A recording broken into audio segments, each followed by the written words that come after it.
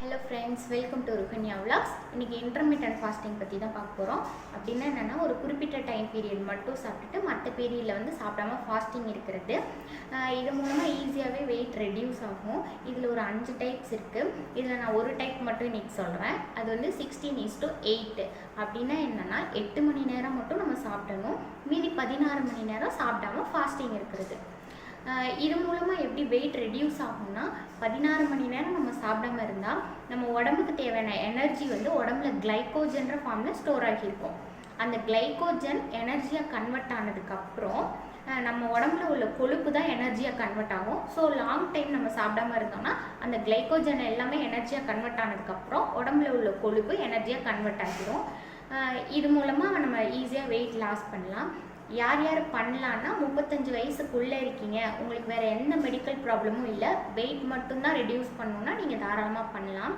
இல்லை உங்களுக்கு வேறு ஏதாவது மெடிக்கல் ப்ராப்ளம் இருந்துச்சுன்னா நீங்கள் டாக்டர் கன்சல்ட் பண்ணிட்டு தான் வெயிட் லாஸ் பண்ணணும்.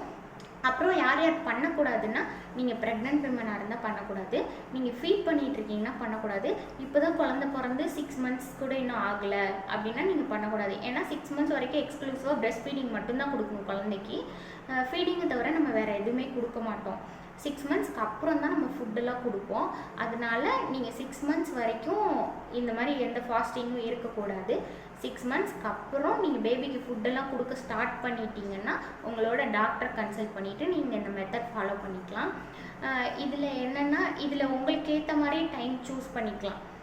உங்களுக்கு எது கம்ஃபர்டபுளாக இருக்கோ அந்த மாதிரி பண்ணலாம். இப்போ எக்ஸாம்பிளுக்கு மத்தியானம் 12 o'clock இருந்து நைட் 8 o'clock வரைக்கும் சாப்பிட்றது, அந்த டைமில் மட்டும் சாப்பிட்டுட்டு மற்ற டைம் வந்து சாப்பிடாமல் ஃபாஸ்டிங் இருக்கணும்.